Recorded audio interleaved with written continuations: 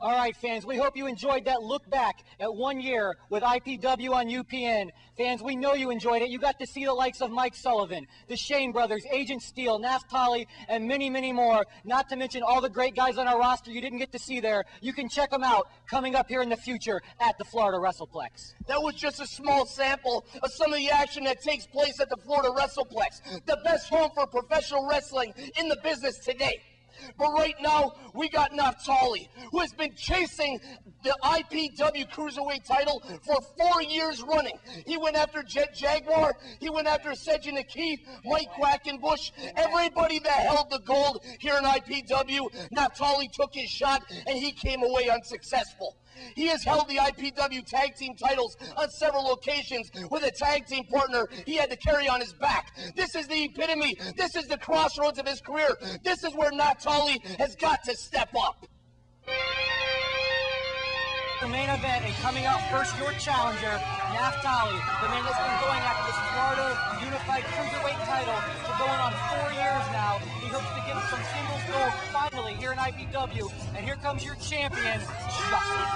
Justice has done everything it takes to defend that title and to hold the belt for almost 8 months consecutively now. Naphtali has challenged everyone for the title. When it was the IPW Light Heavyweight title, when it was the IPW Cruiserweight title, and is now the Florida Unified Cruiserweight title, along with the NWA Junior Heavyweight. You got this guy, he's done everything in his power to become the champion, and he's promised he's got some new tricks up his sleeve tonight. All right, a lot of back and forth, athletic, agile action going on between these two, and Justice just plants a foot right in his face. He's telling Naphtali, I heard you're stiff, brother. Here's a stiff kick of my own.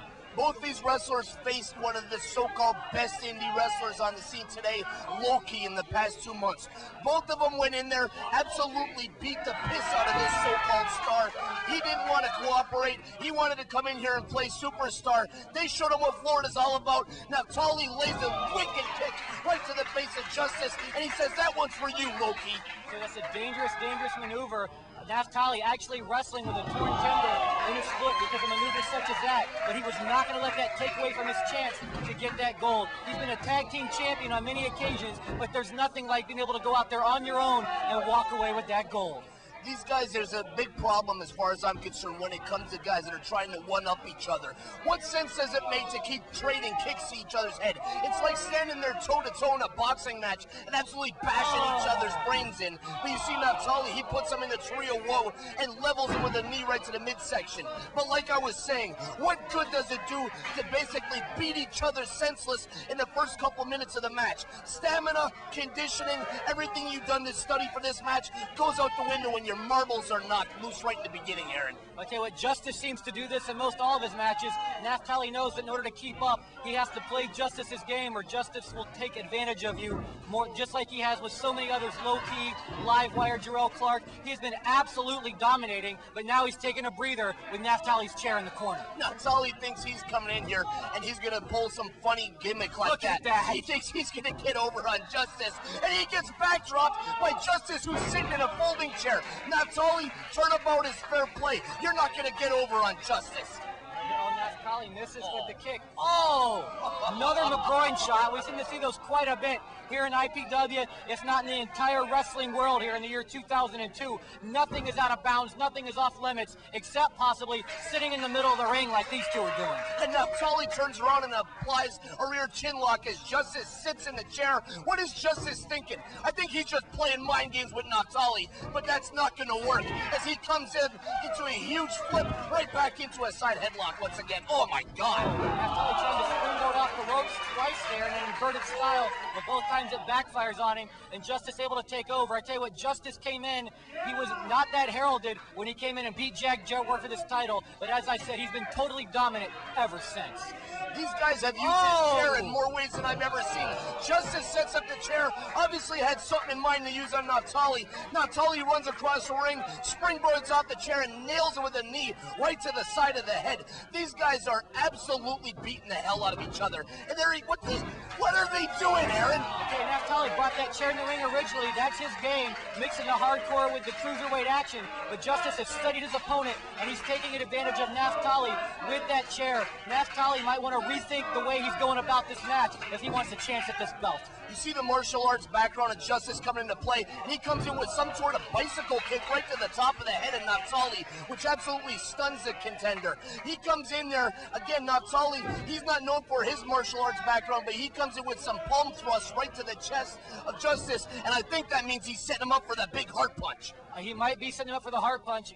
Mike Quackenbush, we've seen him use those thrusts on many occasions. Naftali not afraid to take loose some other great wrestlers and incorporate them into his repertoire, as just right there, he did the big bump from hell when Justice kicked him right in the face. Justice springs across the ring over 12 feet, spins through the air, and takes out Naftali with a wicked kick to the head.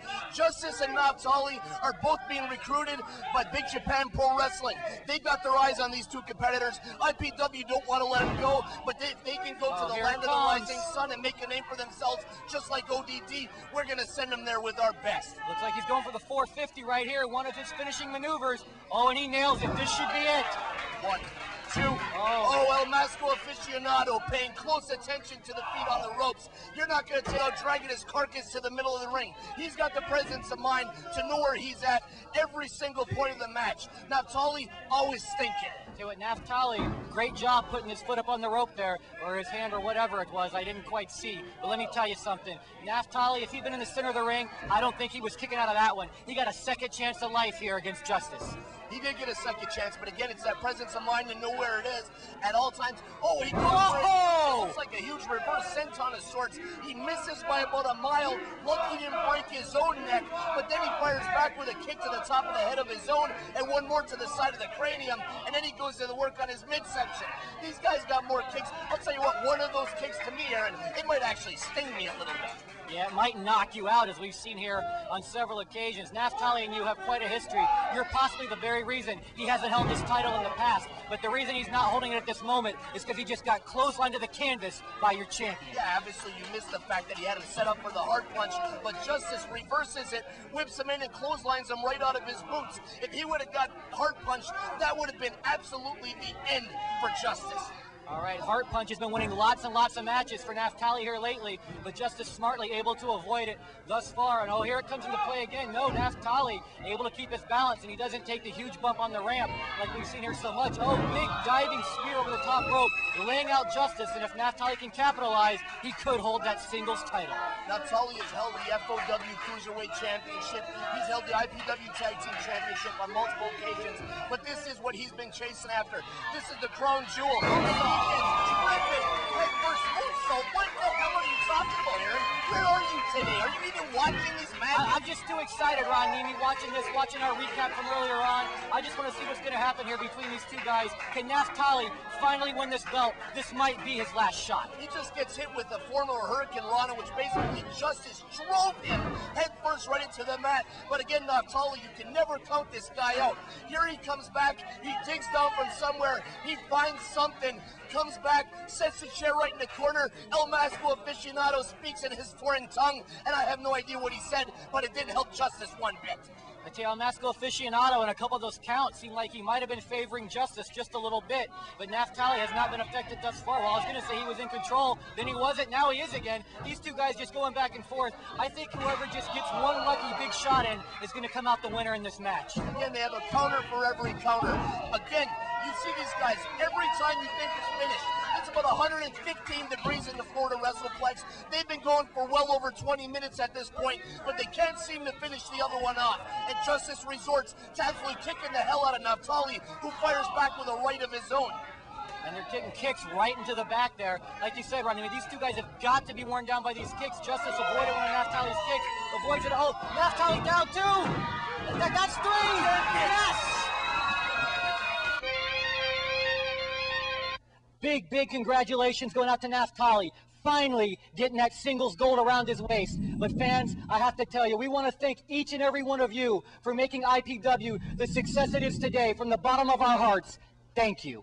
IPW Hardcore Wrestling wouldn't be celebrating their one-year anniversary if it wasn't for the best fans in the entire world today. We don't have all the smarks that they got up in the Northeast. We don't have all these sheet writers or idiots that are writing for the internet that are putting over the same guys time and time again. IPW Hardcore Wrestling is doing it on its own, and that's it for this week. Wait, Ron. This time I interrupt you. No. It's not over this week. Fans, we've got a little bit for you, and trust me, This is funny. What do you get? Real funny.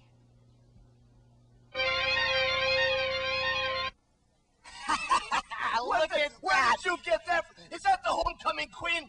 Oh, I mean homecoming. Yes, it must be the homecoming queen. That's actually Ron Nini in 1988. That's a Cornelia glamour shot. And look at you there, Ron. What happened? What has happened to me, Aaron?